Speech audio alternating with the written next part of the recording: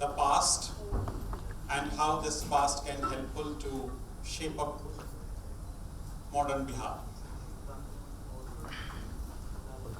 I will discuss the past, especially in different way, because the initiative of foundation of Nalanda University was to think differently.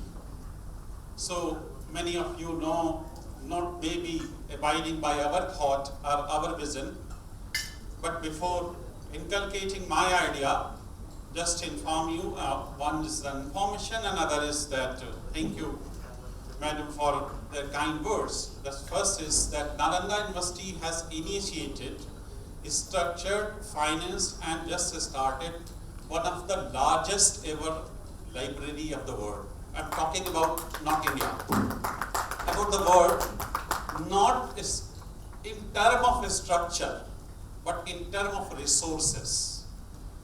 Not in terms of academic resources, but all kind of resources that is available, aesthetic, archaeological, artifacts, anthropological, ethnographical, and so we are collaborating the world's leading library of the world to just put it into the dream that we have conceived should it be in practice. Maybe the library would be fully functional from next year onwards, but how it can be properly developed next year will decide. And the second, one word I just congratulate Dr. Vinita ji is that bana ke hi rahenge. So, and by the way, two ladies are doing the things.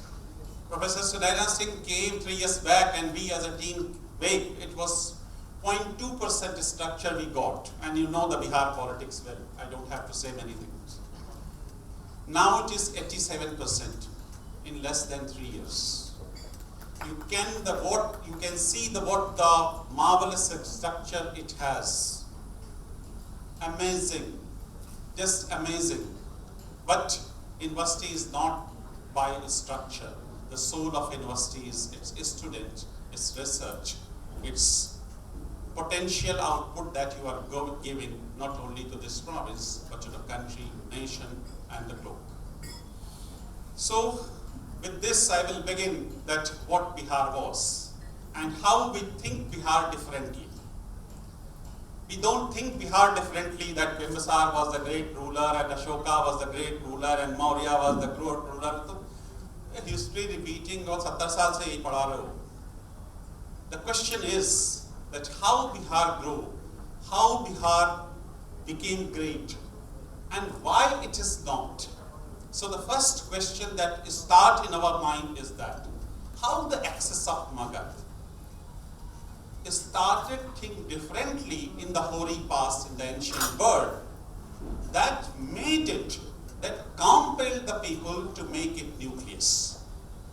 And so the first line of thinking was that it turned the table of idea of political thinking, development, cultural thinking, all kind of things. Because before, what you say that 6th century BC, 6th, 7th century BC, when Magadh was considered to be the hub of the developing nation or imperial system, you will find that just you learn before the history of that, you will find that all the axis of our cultural development was the West. Whether it was the Indus Valley civilization, whether it was you can say that upcoming and advent of the Aryan system, you find that everything was confined up to Afghanistan, Punjab, Kashmir, and up to the border of the Gangetic belt. But Magadh was the first who conceived the idea, who conceived the planning. Their rulers, their thinkers, their religious teachers, their people that thought the idea, that turned the table and made Magadh supreme. How they dare to do this? By this thinking differently. They just planned a system like, when you look into the polity of the ancient past, you will see that all the rulers have their own hypothesis that they implemented. They learned from the others, whether it is a Bimbisar, whether it is a Ajatashatru, whether it is the great Mauryans like Chandragupta, like Ashoka and all. They think differently. But what they planned and learned the mistakes and benefit and best things from the others, and on basis of that they developed their thought process, and that culminated them into the great peace. So this kind of things is that Bimbisar was the first who started thinking that how you can make supreme. So first thing, you need some infrastructure for the administration. They thought first time how the standing army can be raised. They thought first time that the natural resources like elephant can be used in the war. They first time think that if you did not take the support of the commoners, you cannot succeed. So they started planning in a different way. His son just started experimenting that how you can be taking edge from the other state to establish yourself, your supremacy. Ashoka just took it in a different way. He says that the optimum integration of India is complete. The state, that Indian subcontinent, that Bharatvarsh you say, is just right from the Bengal up to the Afghanistan, it is complete. And beyond that, you cannot conquer it by force. So he gives the alternative mechanism that how you adopt a different kind of policy that he adopted in form of the Dhamma to superimpose the Indic ideas to the different part of the world. And you just, everybody just know that his Indic ideas was almost superimposed, I just say, through his foreign policy in the whole part of Syria, Egypt, even you can say the Greek nations. So this kind of hypothesis that made in the Bihar. They supported the thinkers, they supported the scientists, they supported the scholastic traditions. And they were the person who just, what you can say that liberal and accepting all kind of the ideas. Even one king can be the follower of Jaina, other king can be a follower of Buddhism, his grandson can be follower of the Brahmanical. No such kind of things. And very important things, the kings, the persons who deviated from the things, who antagonized this hypothesis, were compelled to leave Magadh. It also happened. I can give you example that if Pushyamitishram harmed the system, his successors were compelled to leave, move to Vidisha. So this kind of hypothesis Bihar has. Bihar has developed the scholastic tradition, Nalanda, that the revival we are just representing. So what was it that? All kind of thoughts, whether it is Brahmanical, whether it is Jain, all coming, whether it is the Sankhya, the core idea is the Buddhist, but basically the thoughts that are coming from the welcome, and it was amalgamated, it was differently treated with all respect, and with this a new kind of ideology was promoted. So this kind of, you can say, the thought process that Bihar gives the edge. Then what happened? You also have to think, because if we will not think that what happened, then it is a question. What Professor has asked that. Now the very important thing is, and Sri Vaibhav also that question, that the very pertinent things that if you look into the Bihar, that idea of what is the mindset, why we are lacking, despite our great potentials, why we are not so confident that we can develop, why there is a neglect of one kind of society, why one section of society was given edge and flourishing. So this kind of things, if you think in our social science perspective, we started thinking that there is something that created the idea that may be in our psyche since long, and we are not able to overcome. And so we find it that probably when scholastic tradition started declining, like again I will, because I have been told that you have to just go through the past and how it can be helpful to in the re-emergence of the Bihar. So we started thinking that what was happening, how things started in a different way that harmed probably the development of the Bihar. So many people just gives the idea that after the Guptas, the Bihar lost the patronship. There was the shifting of the capital, either Delhi or Agra or something else, and because of that, you can say the Bihar became the landlocked region. So there was no revenue, substantial revenue. So agrarian structure developed, and it became a part of feudal land. And because of that, a different psyche developed, and all agrarian-based model touched this land so much that it is still not able to emerge. Not so.